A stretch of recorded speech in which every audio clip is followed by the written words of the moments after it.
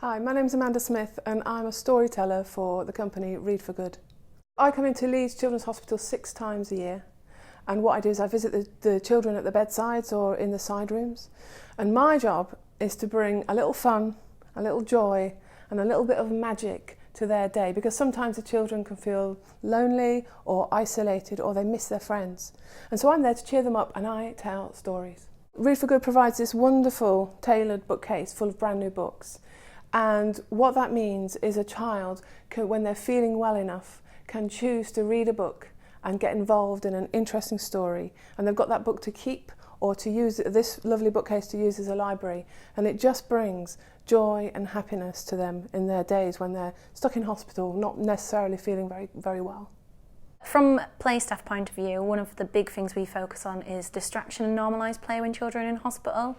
Having the book trolley enables us to do that. It's something to focus on. It's also a great resource for families to be involved with. So many of the children, especially them restricted to the bed and on units like high dependency and intensive care, it's a very clinical environment, and taking the book trolley in gives the parents and the child that kind of home from home atmosphere and sort of enables them to realise that actually they're in hospital and there's lots of stuff going on, but they can still communicate and play in a way that they would at home. We feel it's a highlight of our teaching, really, that we get this wonderful trolley that comes, and that Amanda comes once every half term to deliver these Read for Good sessions.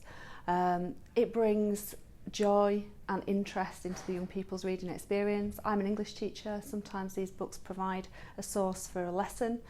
Most of the time, though, they're about engagement. What I feel is one of the important aspects of the work that Read for Good and I do is that we bring a sense of childhood back.